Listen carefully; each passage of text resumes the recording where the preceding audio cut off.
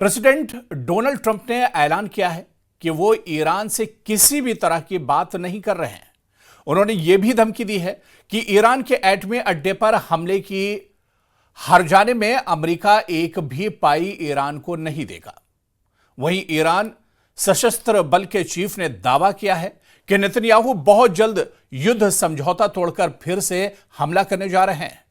उधर ईरान ने Trump Netanyahu पर फतवा मिसाइल से हमले शुरू कर दिए हैं। देखिए रिपोर्ट।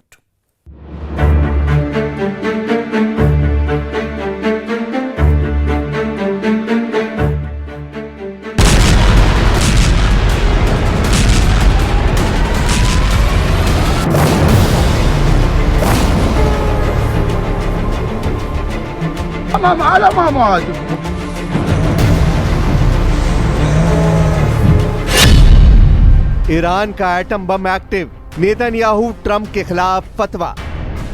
क्या ईरान फिर से एटम बम बनाने लगा है? क्या ईरान को इंटरनेशनल एटॉमिक एनर्जी एजेंसी यानी IAEA ने 90% यूरेनियम संवर्धित न करने की चेतावनी दी है? 24 जून को सीजफायर के ऐलान होने के बाद से अब तक जो रिपोर्ट सामने आई है उसके मुताबिक ईरान के 3 परमाणु ठिकानों फोर्दो, नतांज और इस्फहान में 22 जून को हुआ अमेरिकी हवाई हमला पूरी तरह से सफल नहीं रहा है। दावा किया जा रहा है कि ईरान ने बड़ी तेजी से फोर्दो एटमी अड्डे पर दोबारा काम शुरू करने के लिए मरम्मत का काम युद्ध की रफ्तार से शुरू कर दिया है।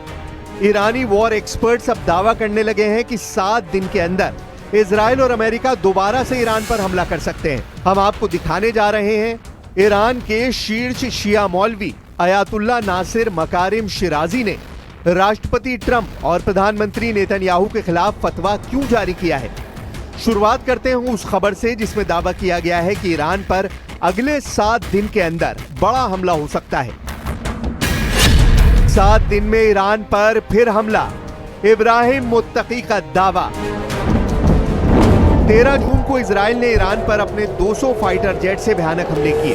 13 और 14 जून को इजरायली सेना ने ईरान के 5 शहरों पर एक साथ हमले किए, जिसमें सबसे बड़े और घातक हमले तेहरान पर किए गए हैं। इजराइल के इन हमलों में ईरान के 60 कमांडर और वैज्ञानिकों को एक झटके में मार दिया गया है।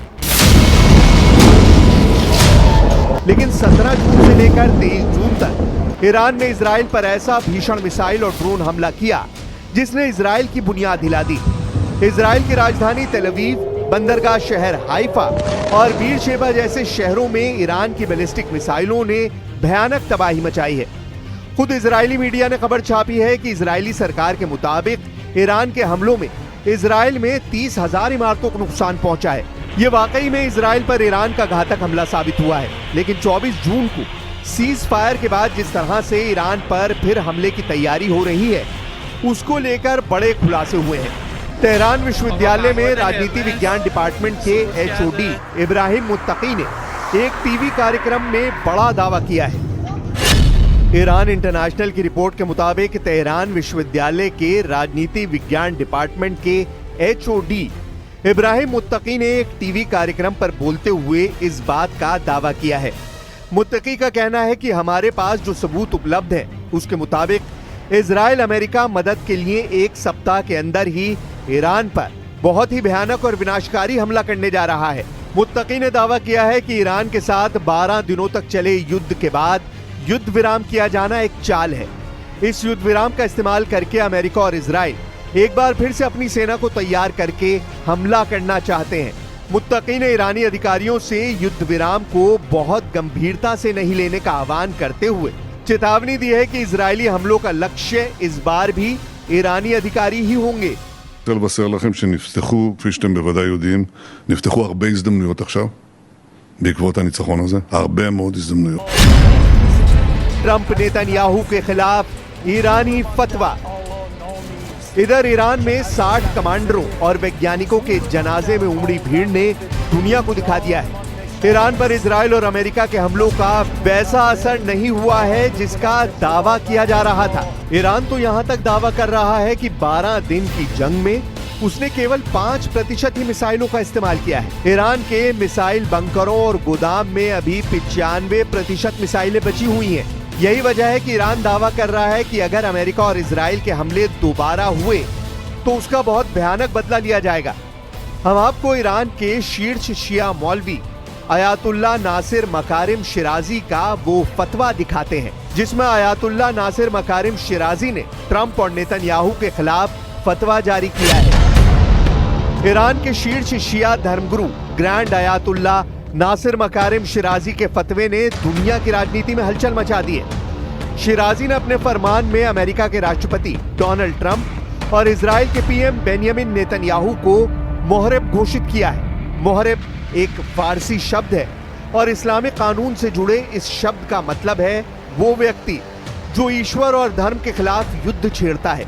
ईरानी कानून के मुताबिक मुहर्रिब को मौत की सजा, सूली पर चढ़ाना, अंगों का काटा जाना या निर्वासन जैसी कठोर सजा दी जा सकती है। इजरायली प्रधानमंत्री बेंयामिन नेतन्याहू के खिलाफ एक फतवा या धार्मिक फरमान जारी किया गया है और उन्हें अल्लाह का दुश्मन कहा गया है। ग्रैंड अयातुल्ला नासिर मकारिम शिराजी के फतवे में दुनिया भर के मुसलमानों से एकजुट होने और इस्लामी गणतंत्र नेतृत्व को धमकी देने वाले अमेरिका और इजरायली नेताओं को गिराने का आह्वान किया गया है। फतवे में यह भी कहा गया है कि जो कोई भी मुसलमान इन दुश्मनों का समर्थन करता है वो हराम कार्य कर रहा है। जो भी मुसलमान अपने धार्मिक कर्तव्य निभाते हुए इन दुश्मनों के खिलाफ संघर्ष करता है वो खुदा के रास्ते का योद्धा है। IAEA का दावा, ईरान एटम मिशन शुरू। इधर ईरान से भीषण हवाई हमलों के बाद अब पहली बार सामने आई सैटेलाइट इमेज बता रही है कि ईरान ने अपने अंडरग्राउंड परमाणु ठिकानों से मलबा हटाना शुरू कर दिया है। तस्वीरों में साफ दिखाई दे रहा है कि फोर्दो न्यूक्लियर फैसिलिटी के पास खुदाई का काम जारी है। बुलडोजर और खुदाई मशीनें जमीन को समतल कर रही हैं और शायद कोई नया रास्ता भी तैयार किया जा रहा है। अमेरिका ने 22 जून को ईरान पर ऑपरेशन मिडनाइट हैमर लॉन्च किया था। इसके जरिए ईरान की 3 न्यूक्लियर साइट्स पर हमले किए गए। इन हमलों के बाद जो धमाका हुआ उससे जो रोशनी निकली उसे देखकर ऐसा लगा जैसे सुबह हो गई है। एक अमेरिकी पायलट ने हमलों को याद करते हुए कहा था कि उसने अब तक की सबसे चमकदार रोशनी देखी थी। इसे देखकर ऐसा लग रहा था जैसे सुबह हो गई। 14,000 किलोग्राम वाला GBU-57 बमों के विस्फोट के कारण धरती कांप उठी। फोर्दो न्यूक्लियर साइट खासतौर से पहाड़ों के अंदर बनी है जिस कारण हमले के लिए इन बमों का इस्तेमाल किया गया। भीषण हवाई हमलों के बाद अब पहली बार सामने आई सैटेलाइट इमेज बता रही है कि ईरान ने अपने अंडरग्राउंड परमाणु ठिकानों से मलबा हटाना शुरू कर दिया है। यही वजह है कि अमेरिका और इजराइल फिर से ईरान पर हमला करने की तैयारी कर रहे हैं। इधर इंटरनेशनल एटॉमिक एनर्जी एजेंसी के डायरेक्टर जनरल राफेल ग्रॉसी ने ईरान के न्यूक्लियर इंफ्रास्ट्रक्चर को लेकर बड़ा दावा किया है। रॉयटर्स की रिपोर्ट के मुताबिक इंटरनेशनल एटॉमिक एनर्जी एजेंसी यानी IAEA के डायरेक्टर जनरल राफेल ग्रॉसी ने CBS न्यूज से बात करते हुए 29 जून को कहा कि यूएस के द्वारा की गई एयर स्ट्राइक से ईरान के न्यूक्लियर इंफ्रास्ट्रक्चर को बड़ा नुकसान तो हुआ है लेकिन देश की ताकत को खत्म नहीं किया गया है। ग्रॉसी ने इंटरव्यू में ईरान पर बात करते हुए कहा, सच कहे तो कोई ये दावा नहीं कर सकता कि सब कुछ गायब हो गया है और वहां कुछ भी नहीं है। उनके पास जो क्षमताएं थी वो अभी भी हैं। आप जानते हैं कुछ ही महीने में वो कई सेंट्रीफ्यूज चलाकर एनरिच यूरेनियम का उत्पादन कर सकते हैं। न्यूक्लियर टेक्नोलॉजी के मामले में ईरान बहुत ही जटिल देश है, आप इसका खंडन नहीं कर सकते हैं। इससे जुड़े ईरान के मौजूदा नॉलेज और क्षमताओं को खत्म नहीं किया जा सकता है। इधर ईरान पर 22 जून से बड़ा हमला करने का कयास लगाया जा रहा है। ईरान के सुप्रीम लीडर खामनेई, विदेश मंत्री अब्बास अराक्ची और ईरान के बचे हुए टॉप जनरल पूरी दुनिया में चीख कर दावा कर रहे हैं कि हमने इजराइल और अमेरिका को जंग में हरा दिया है। तबाह ईरान के इन्हीं दावों से इजराइल और अमेरिका बुरी तरह से चिढ़ गए हैं। उन्हें लग रहा है कि ईरान हारने और भीषण तबाही झेलने के बाद भी इस तरह के बयान कैसे दे सकता है। यही वजह है कि अब 100 गुना बड़ा हमला ईरान पर दोबारा करने की तैयारियां की जा रही हैं। ट्रंप ने ईरान को धमकाते हुए कहा है कि मैंने खामनेई को भयानक मौत से बचाया है। ईरान के supreme leader Ayatollah Ali Khamenei जीत के झूठे दावे कर रहे हैं। मैंने खामनेई को एक भयानक और अपमानजनक मौत से बचाया। मुझे ये भी उम्मीद नहीं है कि वो मुझे इस तरह से शुक्रिया कहेंगे। अमेरिकी राष्ट्रपति ने दावा किया है कि वो खामनेई के ठिकाने से वाकिफ थे, लेकिन उन्होंने इजराइल और अमेरिकी सेना को उनकी हत्या से रोका, जिससे उनकी जान बच गई। उन्होंने कहा कि ईरान ग्लोबल सिस्टम में शामिल होने की जगह गुस्सा और दुश्मनी दिखा रहा है, जिसकी वजह से उनकी सेना, इकोनॉमी और भविष्य बर्बाद हो चुका है। I'm putting out a little statement. I'm going to respond to the Ayatollah's statement yesterday that we won the war. Oh, God, we won the war. And I said, look, you're a man of great faith, a man who's highly respected in his country. You have to tell the truth. You got beat to hell. And Israel was beat up too.